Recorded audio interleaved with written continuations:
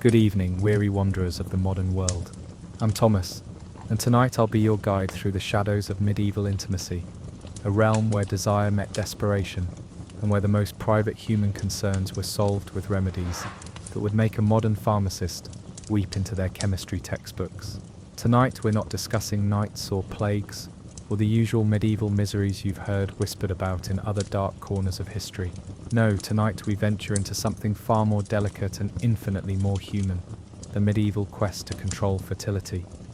You see, long before latex and little foil packets, long before the pill transformed human relationships, our ancestors faced the same fundamental question that has haunted every civilization since the dawn of consciousness.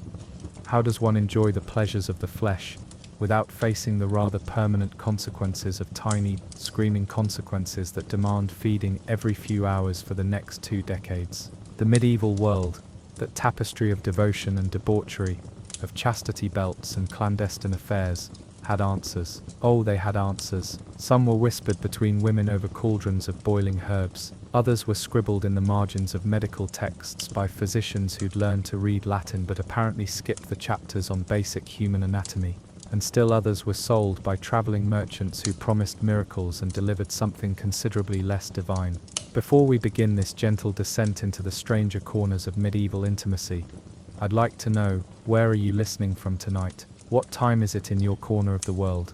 There's something wonderfully absurd about discussing 800-year-old contraceptive methods while the modern world sleeps around us. Tonight you are not a modern person with modern solutions. Tonight you are a medieval soul caught between desire and consequence, armed with nothing but folklore, questionable medical advice, and the kind of desperate ingenuity that only emerges when the stakes are a lifetime of responsibility you're not quite ready to shoulder. Let us begin with what they believed, what they tried, and what occasionally, through sheer blind luck, actually worked. Your story begins not in a castle or a cathedral, but in a garden. Not the manicured paradise of illuminated manuscripts, but a working garden behind a stone cottage where herbs grow in careful rows and the air smells of fennel, rue, and quiet desperation. You are a woman of the merchant class, neither peasant nor nobility, caught in that peculiar middle ground where you have enough education to read recipe books, but not enough wealth to ignore their contents.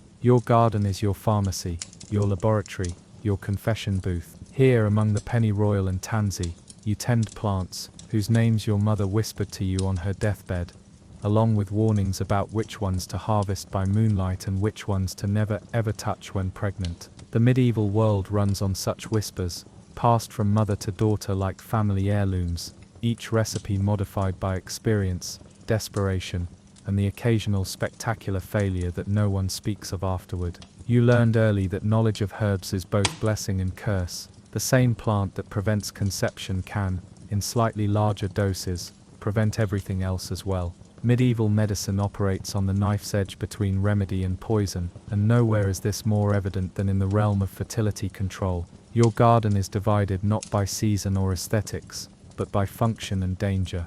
The safe herbs near the cottage door, chamomile for digestion, lavender for sleep, mint for breath, that doesn't announce your breakfast to everyone in the village. And then, farther back, in the shadows where casual visitors don't wander, the darker specimens. Pennyroyal grows there, its leaves small and unremarkable, its reputation anything but. The ancient Greeks knew it, the Romans cultivated it, and medieval women like you have learned to respect its power while fearing its unpredictability. When brewed into tea, it's said to bring on delayed monthly courses, though the line between effective dose and fatal mistake is thin as parchment and twice as fragile. You've seen women drink it with trembling hands, praying to whatever saints might overlook such desperate measures, and you've seen others refuse it entirely, choosing the certainty of unwanted pregnancy over the uncertainty of pennyroyal's embrace. Rue grows beside it, bitter and pungent, its very smell a warning.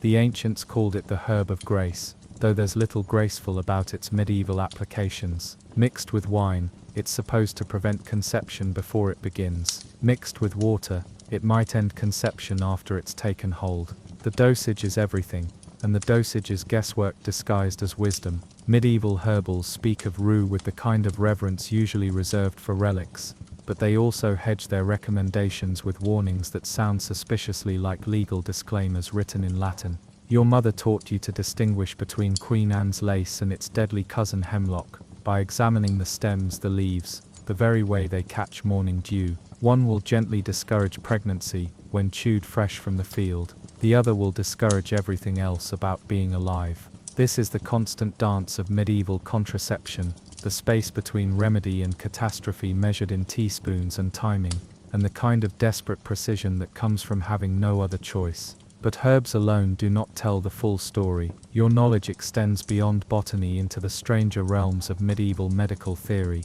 where the body operates according to principles that would confuse a modern doctor, and where conception is understood as a delicate balance of humors, temperatures, and celestial influences that can be disrupted by everything from diet to prayer to the phase of the moon. The medieval understanding of conception begins with the four humors: blood, phlegm, yellow bile, and black bile, each associated with particular temperatures and moisture levels that must align perfectly for new life to take hold. You live in a world where pregnancy is not simply a matter of biology, but of cosmic chemistry, where the heat of passion must be balanced by the coolness of temperament, where timing matters not just in terms of monthly cycles but in terms of seasonal shifts and astrological alignments. According to the learned physicians whose Latin text filter down to you through village-wise women and traveling scholars, conception requires heat. The man's seed is naturally hot and dry, the woman's contribution cooler and moister,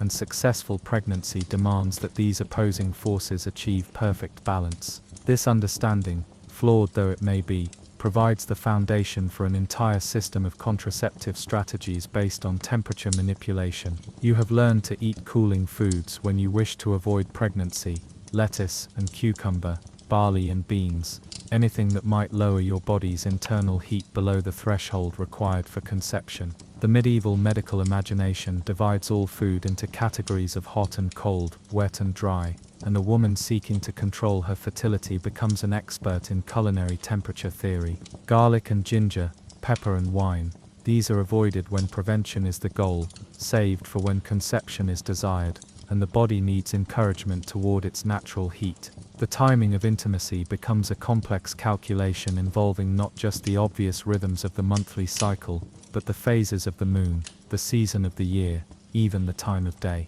Medieval medical texts suggest that conception is less likely during the waning moon, when all natural forces are thought to be in decline, and more likely during times of natural abundance, spring and early summer, when the earth itself is fertile, and the cosmic forces align in favor of new growth. But perhaps most intriguingly, medieval theory holds that the woman's pleasure and desire directly influence the likelihood of conception. A reluctant or unwilling woman is thought less likely to conceive, not merely because of physical tension, but because her humoral balance remains unchanged by passion. This belief, while scientifically baseless, creates space for a kind of female agency rarely acknowledged in other aspects of medieval life. You learn to modulate your own enthusiasm, to remain deliberately cool and detached during intimacy, turning emotional distance into a form of contraceptive strategy. The irony is not lost on you that in a world where women's desires are generally ignored or suppressed, the medical establishment insists that female pleasure is necessary for conception. This contradiction creates opportunities for control, for the kind of subtle resistance that operates below the level of conscious acknowledgement. You cannot refuse your husband outright. That would be grounds for annulment or worse, but you can remain sufficiently unmoved by his attentions that conception becomes theoretically less likely. Your contraceptive education extends beyond herbs and humoral theory into the marketplace, where traveling merchants peddle remedies that promise everything and deliver results that vary wildly based on factors no one fully understands. The medieval world is filled with such vendors, men with suspicious beards and women with knowing smiles, who appear at market days and feast celebrations, carrying leather pouches filled with powders, potions, and pessaries that claim to solve the most intimate problems of medieval life. These merchants operate in the grey spaces of medieval commerce, their wares too delicate for open advertisement, but too profitable to ignore entirely. They set up their stalls near the herb sellers and the cloth merchants, close enough to legitimate commerce to avoid suspicion, but far enough from the church to escape clerical scrutiny. Their customers approach with downcast eyes and coin hidden in sleeves, purchasing solutions to problems that cannot be discussed in polite society, but that dominate private conversations throughout the medieval world. The remedies they sell reflect the international nature of medieval trade, ingredients sourced from across the known world, and combined according to recipes that claim ancient authority. Byzantine physicians, they tell you, perfected these formulations. Arab scholars, they whisper, discovered these secrets in the libraries of Alexandria. The provenance is always exotic, the authority always unquestionable, the results always guaranteed by testimonials from women whose names cannot be revealed for obvious reasons of discretion. One merchant offers you a powder made from the ground bones of a hare, mixed with the ash of burned willow bark, and a pinch of something he claims is crushed pearls, but looks suspiciously like ordinary chalk. The theory, he explains with the confidence of someone who has never personally tested his products, is that the hare's renowned fertility, when consumed in powdered form, somehow confuses the woman's body into believing it has already achieved maximum reproductive success, and therefore needs no additional conception. The logic is medieval in its completeness, elaborate, internally consistent, and utterly divorced from biological reality. But you are not a modern woman with access to controlled studies and peer-reviewed research.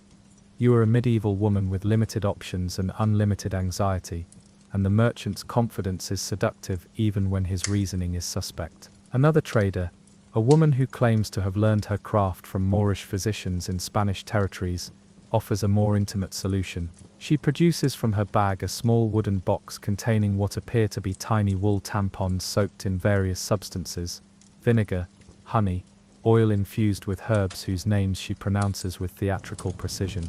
These, she explains, are to be inserted before intimacy, creating a barrier that prevents conception through both physical and chemical means. The concept is not entirely absurd.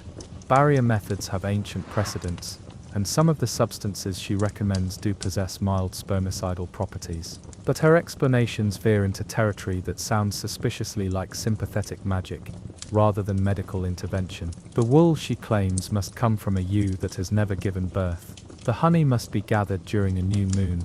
The herbs must be picked by a virgin at dawn on the feast day of a saint whose own virginity was miraculously preserved. You find yourself caught between skepticism and hope, between the obvious theatrical elements of her presentation and the desperate practicality of your situation.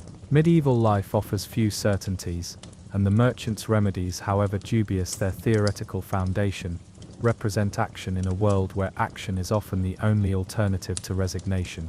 Your real education in contraceptive matters comes not from books or merchants but from other women, from the informal network of mothers, aunts, sisters, and neighbors who share knowledge too dangerous for public discourse and too important for private silence. This sisterhood operates without formal structure or acknowledged leadership, its wisdom passed through whispered conversations in gardens, coded references during communal work, and the kind of meaningful glances that convey entire conversations without a single spoken word.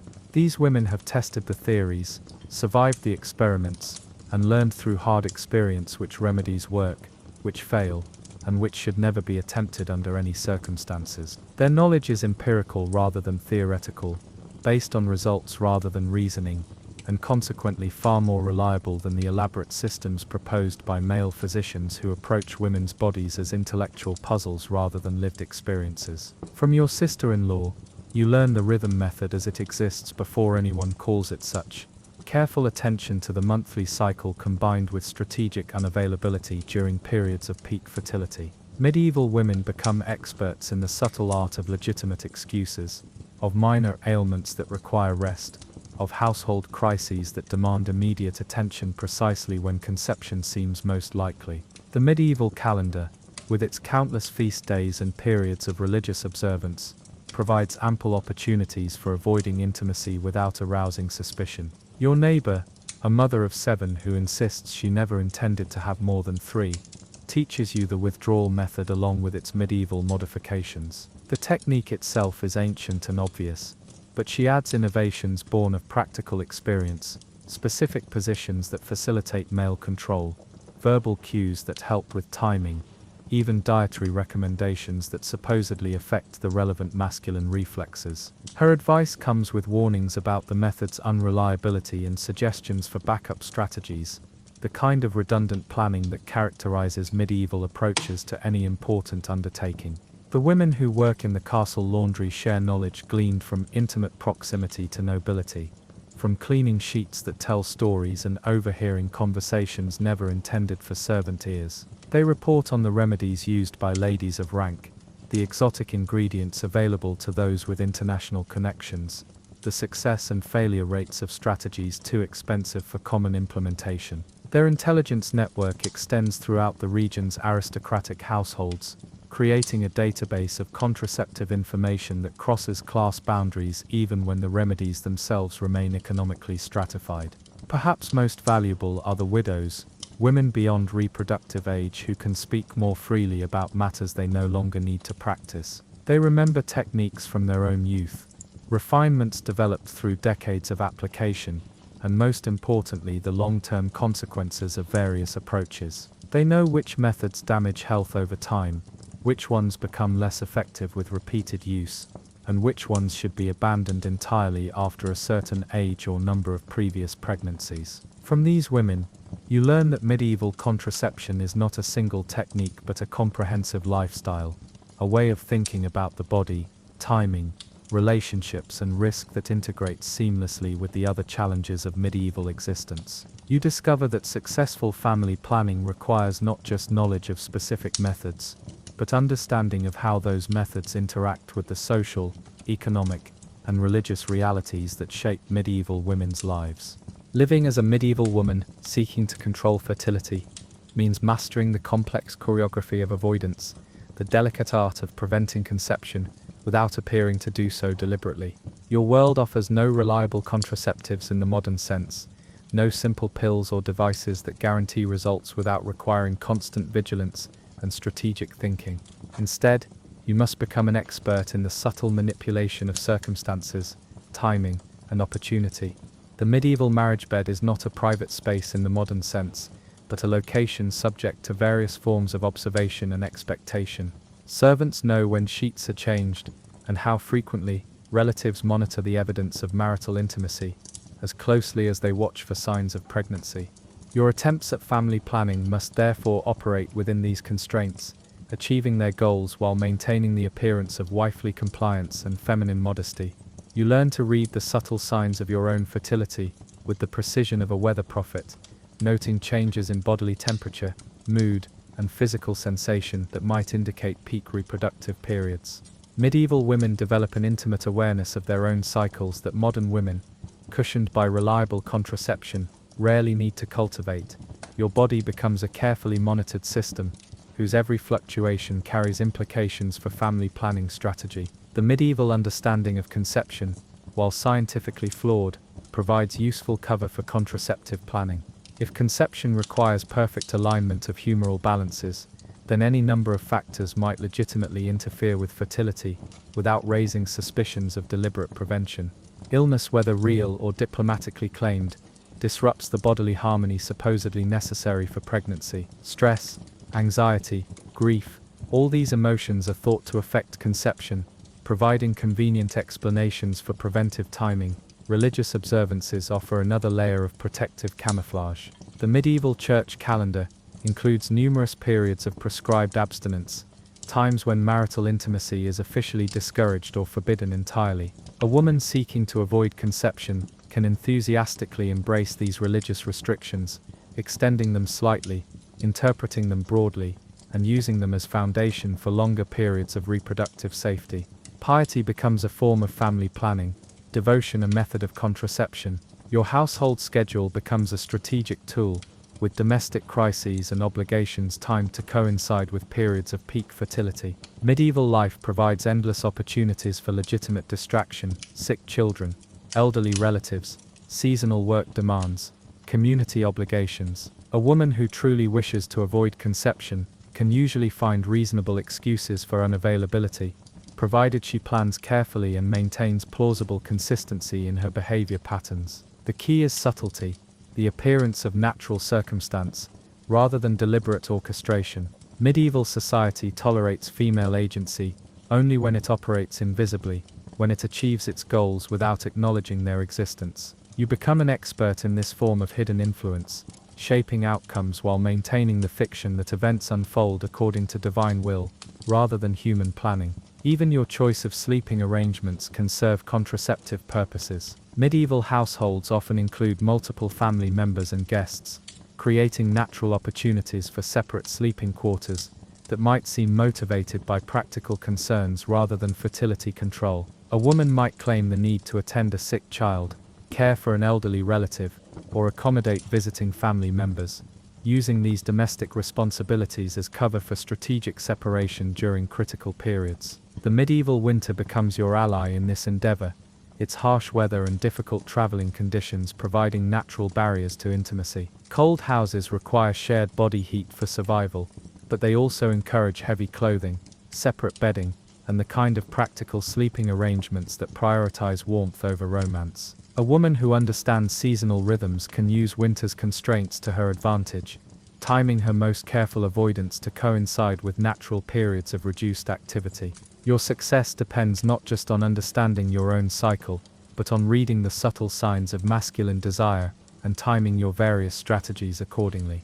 Medieval men, like men in any era, display predictable patterns of romantic interest, cycles of pursuit and satisfaction that can be mapped and anticipated. A woman who pays attention learns to recognize the early indicators of masculine intention, allowing her to implement preventive measures before direct refusal becomes necessary. The art lies in making your unavailability seem natural, coincidental, even temporary, never permanent enough to suggest rejection of marital duties, but never convenient enough to result in unwanted pregnancy. You become a master of timing, of the strategic headache, the diplomatic illness, the suddenly urgent household crisis that requires immediate attention during precisely the wrong week of your monthly cycle. This dance of avoidance requires constant mental energy, the kind of perpetual calculation that becomes second nature but never becomes effortless. You live with a heightened awareness of time, of cycles within cycles, of the complex interplay between personal biology and social expectation. Medieval contraception is not a simple matter of taking precautions but a comprehensive approach to living that touches every aspect of daily existence. The emotional toll is considerable, but rarely acknowledged. Medieval women carry the burden of family planning in isolation, without the support systems or open discussions that might ease the psychological weight of constant strategic thinking.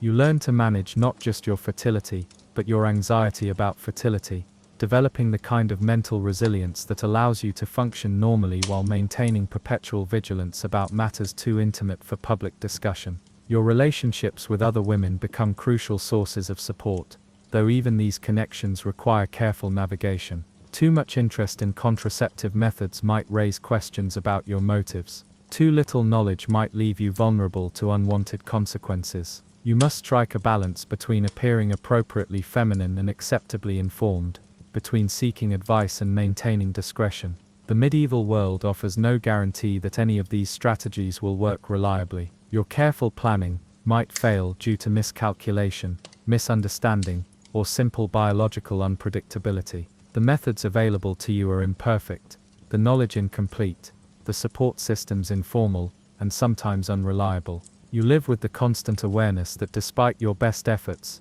conception might occur at any time, transforming all your careful strategies into historical curiosities. But in a world with few alternatives, imperfect control is infinitely preferable to no control at all. You develop a pragmatic acceptance of uncertainty while maintaining active resistance to passivity. Medieval contraception may be unreliable, but it represents agency in a world that offers women precious little opportunity for autonomous decision-making. Your story continues beyond these initial strategies, extending into the more dramatic and dangerous territory of medieval family planning.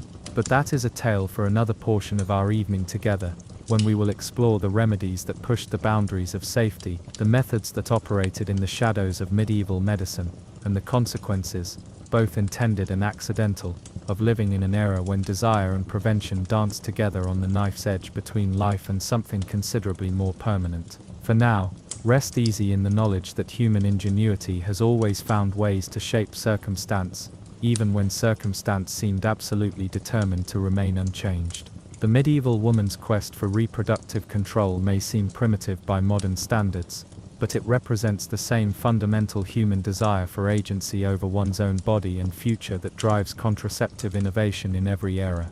Your story continues, but now you are no longer the merchant's wife with time for careful garden cultivation and strategic timing. Tonight you are something more precarious, a young woman whose careful plans have failed, whose monthly courses are now 3 weeks delayed, and whose world will collapse entirely if your condition becomes known. You stand in a narrow alley behind the apothecary's shop, coins clutched in your sweating palm, waiting for a consultation that must remain invisible to history. The woman who finally appears moves like smoke between the shadows, her face obscured by a hood that has seen better decades. She is neither young nor old, neither beautiful nor hideous, but rather aggressively forgettable in the way that certain medieval professions require.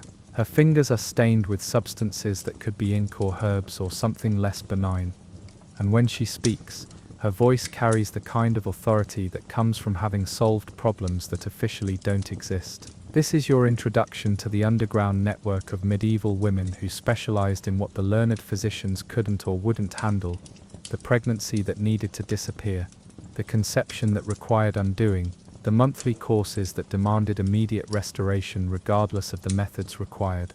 These women operated in the spaces between medicine and magic, between healing and harm, providing services that were simultaneously essential and forbidden. Your consultation begins with questions that probe not just your physical condition, but your social circumstances, your financial resources, and most importantly, your level of desperation.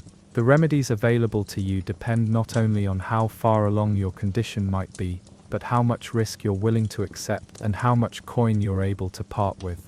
Medieval healthcare, even in its shadow forms, operates according to strict economic principles. She produces from her leather satchel a collection of vials, pouches, and wrapped bundles that constitute her traveling pharmacy. Each remedy comes with its own price, its own timeline, and its own catalogue of potential consequences. The cheapest options require the most time and offer the least certainty. The most expensive promise quick results but demand payment in more than money. They require a willingness to gamble with outcomes that extend far beyond the immediate problem.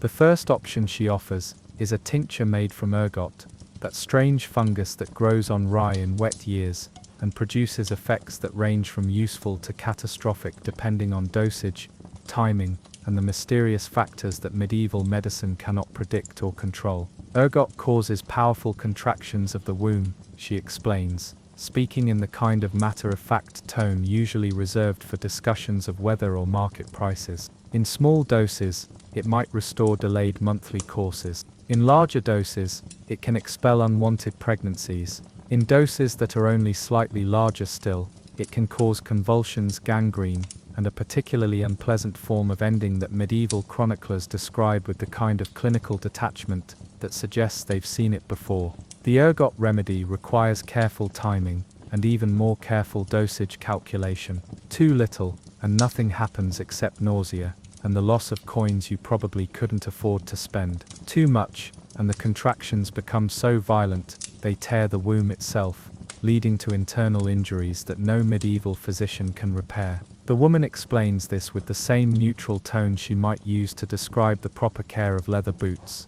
But her eyes never leave your face, reading your reaction, measuring your resolve. She offers alternatives that sound almost reasonable by comparison. A tea brewed from cotton root bark, imported at considerable expense from warmer climates where the plant grows naturally. The bark, when properly prepared, supposedly causes the womb to contract gently but persistently, encouraging the expulsion of any contents that shouldn't be there. The method is slower than ergot, requiring daily consumption over a period of weeks, but also significantly safer for the woman consuming it. The cotton root remedy comes with its own complications, however. The bark is expensive, difficult to obtain reliably, and often adulterated with cheaper substances that provide none of the desired effects. Successful treatment requires not just the genuine article, but knowledge of proper preparation techniques that vary depending on the bark's age, storage conditions, and the phase of the moon under which it was harvested. Medieval medicine loves lunar timing, and this remedy is no exception. But herbs and tinctures represent only one approach to medieval family planning crisis management. The woman in the alley carries other tools, instruments that approach the problem more directly and with considerably more immediate results. From a wrapped cloth bundle, she produces a collection of implements that look suspiciously medical, but operate in territory that no respectable physician would acknowledge. These are the tools of mechanical intervention, devices designed to reach places that medieval anatomy understands imperfectly, and medieval medicine approaches with the kind of confident ignorance that characterizes much medieval technical innovation. The instruments are made of materials that range from carved wood to hammered metal, each shaped according to principles that blend practical experience with theoretical assumptions about female anatomy that are often spectacularly incorrect. The simplest devices are pessaries, objects designed to be inserted and left in place to prevent conception or disrupt early pregnancy through constant physical irritation.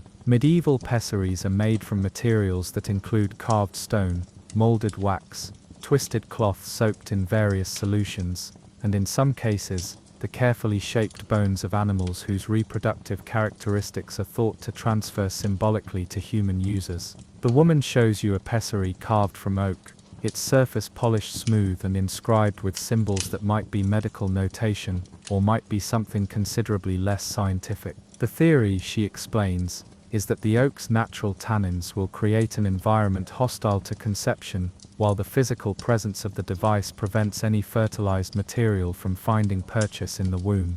The device must remain in place for a full lunar cycle, during which time you are to avoid certain foods, wear specific amulets, and sleep facing east to ensure optimal results. The practical challenges of this approach become apparent immediately. Medieval women wear multiple layers of clothing that are difficult to remove quickly or privately. Medieval hygiene standards make the insertion and maintenance of foreign objects a process fraught with infection risks that the woman in the alley acknowledges with a casual shrug.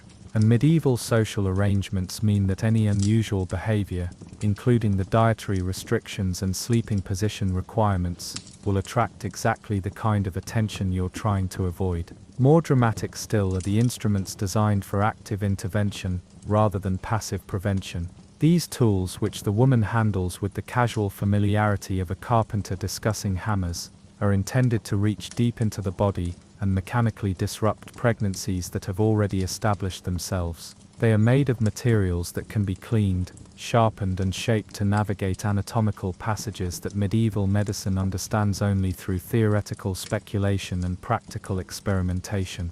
The woman demonstrates the proper angles, the necessary pressure, the techniques for avoiding the major blood vessels that medieval anatomy has managed to map with reasonable accuracy. Her instruction carries the tone of someone who has performed these procedures successfully many times, but also the undertone of someone who has seen them go catastrophically wrong often enough to respect the risks involved. Your education in medieval contraception extends beyond local resources into the international marketplace, where remedies from distant lands carry exotic authority and correspondingly exotic price tags. Medieval trade networks carry more than silk and spices. They transport medical knowledge, contraceptive techniques, and pharmaceutical ingredients that promise solutions unavailable through domestic sources. From the Islamic world come techniques and substances that reflect a more sophisticated understanding of human anatomy and reproductive physiology. Islamic physicians, working with Greek medical texts that Western Europe has largely forgotten, have developed approaches to family planning that operate on sounder theoretical foundations than their European counterparts. The remedies that filter north through trade routes often represent significant improvements over local alternatives, though they arrive with linguistic and cultural modifications that sometimes alter their effectiveness. One such remedy involves the use of mercury, that strange liquid metal that medieval medicine considers both miraculous cure and dangerous poison, depending on dosage and application method. Islamic texts describe mercury-based pessaries that supposedly prevent conception through chemical action rather than physical obstruction, creating an internal environment so hostile to new life that fertilization becomes impossible. regardless of timing or frequency of intimate contact. The mercury remedy arrives in your world, transformed by multiple translations and cultural adaptations. What began as a sophisticated pharmaceutical preparation becomes a crude mixture of metallic mercury with various local ingredients, honey for consistency, herbs for scent, wine for supposed synergistic effects. The resulting preparation bears little resemblance to its Islamic origins, but retains enough effectiveness to maintain its reputation and justify its considerable cost. From Byzantine territories come recipes that claim direct descent from ancient Greek medical wisdom, formulations supposedly used by the sophisticated women of Constantinople, who must balance imperial politics with personal fertility management. These remedies often involve complex preparations, requiring multiple ingredients, sourced from different climatic regions, combined according to procedures that take lunar phases, seasonal timing, and astrological considerations into account. One Byzantine recipe calls for the blood of a bat caught during a solar eclipse, mixed with powdered pearls, dissolved in wine that has been aged in underground caves for exactly 7 years. The preparation must be consumed during the new moon, while wearing a necklace made from the teeth of a wolf that died of old age, rather than violence. The specificity of the requirements suggests either profound medical sophistication or elaborate ritualistic thinking, and medieval consumers generally lack the expertise to distinguish between the two. The international pharmaceutical trade also brings substances that work through principles that medieval medicine cannot explain, but can observe empirically. Silphium, that legendary plant of North Africa, whose contraceptive properties were so valued by ancient civilizations that it was harvested to extinction, continues to appear in medieval markets despite having vanished from its native territories centuries earlier. What medieval merchants sell as silphium is almost certainly something else entirely, but the name carries such powerful associations that consumers pay premium prices for substances of questionable identity and effectiveness. Chinese medical knowledge filters west through the same trade routes that carry silk and porcelain, bringing techniques that approach contraception through concepts entirely foreign to European medical thinking.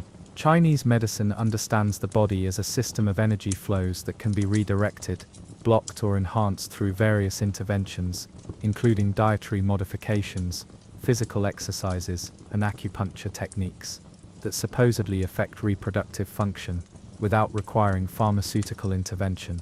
The acupuncture approach to fertility control involves the strategic placement of needles at specific points thought to influence the flow of reproductive energy through the body.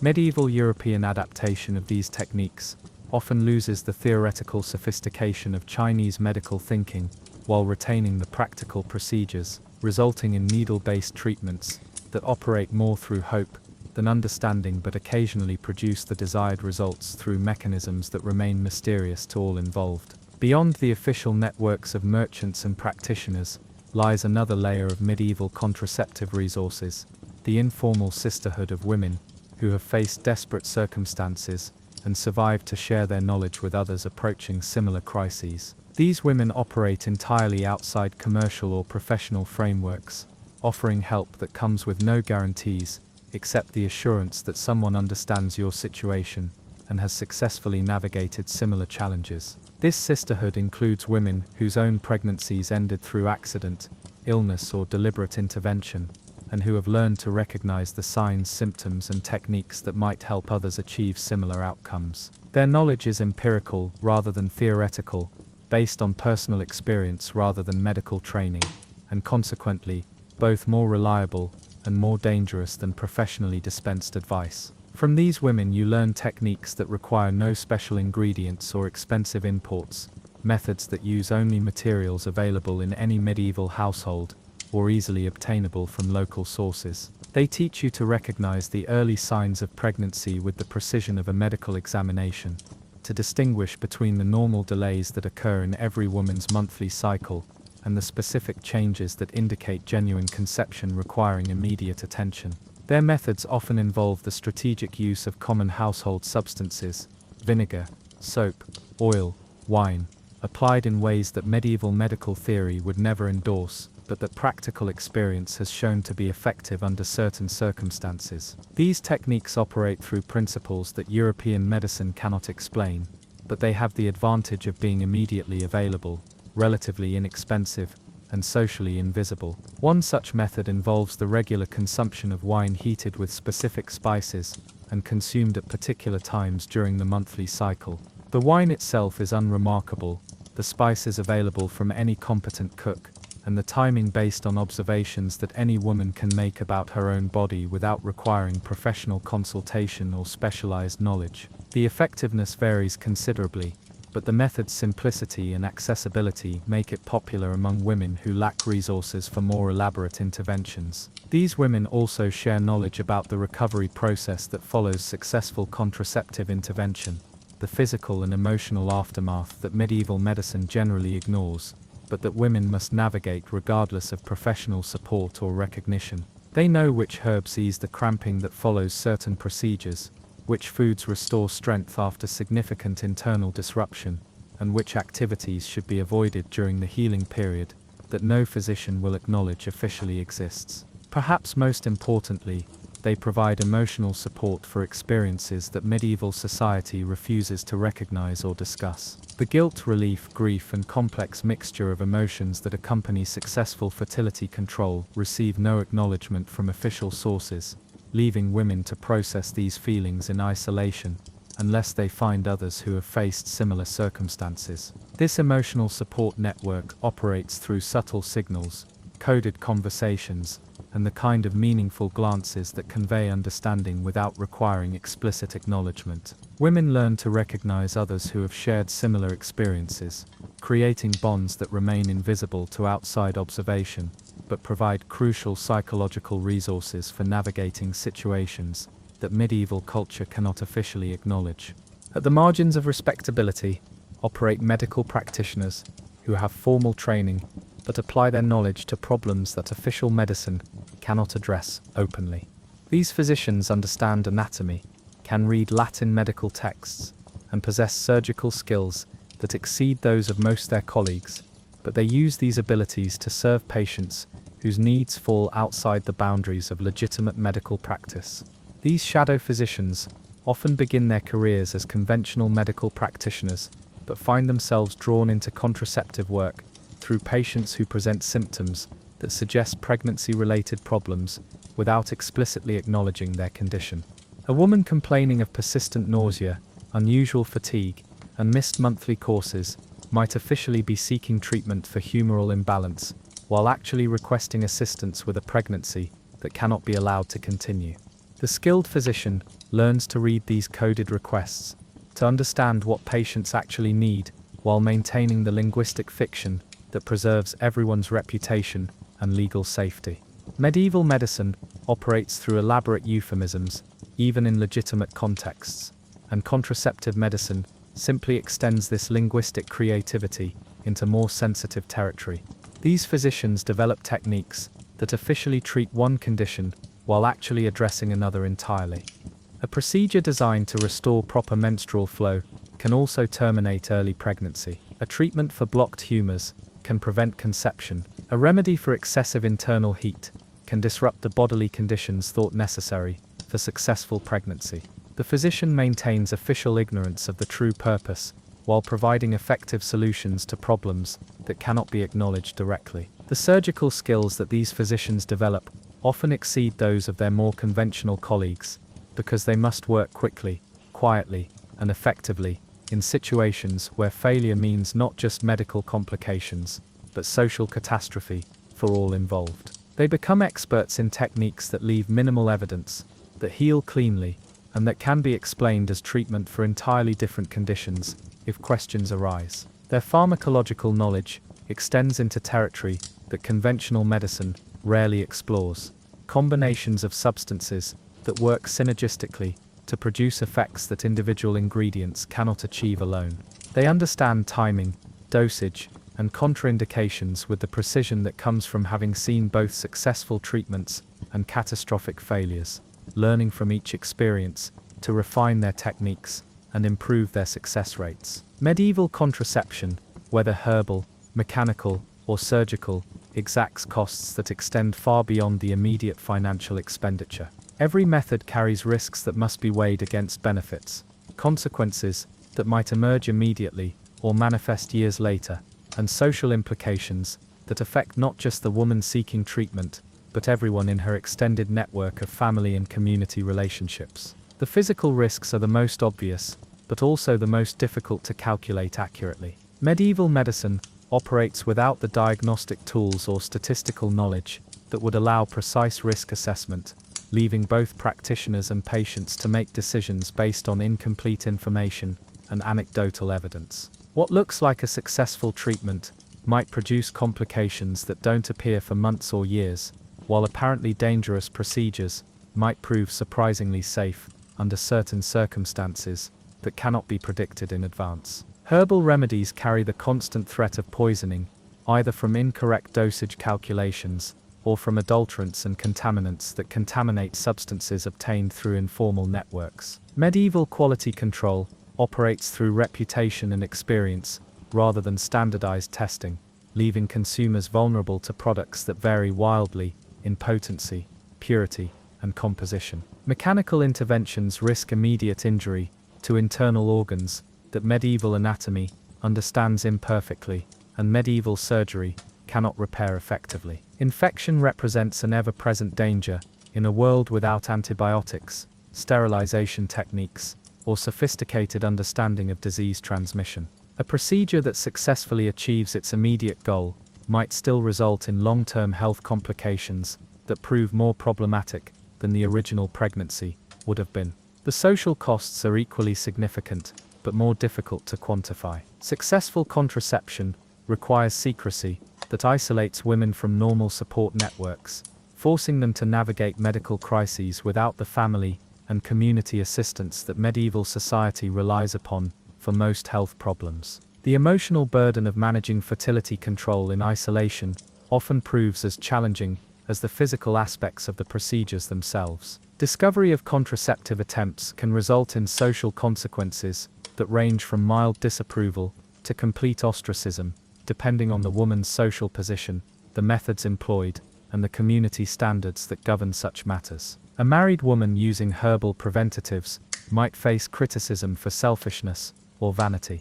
An unmarried woman discovered using mechanical interventions could face criminal charges, religious condemnation, and permanent exclusion from respectable society. The economic implications extend beyond the immediate cost of remedies and procedures into long-term effects on family finances, marriage prospects, and social mobility. Money spent on contraceptive interventions cannot be invested in other aspects of medieval life that might provide lasting benefits: education, property acquisition, business development, or strategic marriage alliances. As our evening together draws toward its close, we arrive at the remarkable conclusion that medieval contraception, for all its dangers and uncertainties, represents a triumph of human ingenuity over circumstance. In a world that offered women few choices and fewer freedoms, the quest for fertility control created space for agency, knowledge, and mutual support that existed nowhere else in medieval female experience. The networks of women sharing contraceptive knowledge developed forms of cooperation and trust that transcended the usual boundaries of medieval social organization. Class differences dissolved when faced with shared reproductive challenges. Religious divisions became irrelevant when dealing with problems that affected women regardless of their theological commitments. Regional and cultural barriers proved permeable when important information needed to be shared. These networks preserved and transmitted knowledge across generations, maintaining libraries of practical information that existed entirely in human memory and oral tradition. They developed systems for testing, refining, and improving techniques based on empirical observation and practical results rather than theoretical speculation or masculine authority. Medieval women seeking fertility control became inadvertent researchers, conducting experiments that would not be duplicated in formal medical settings for centuries.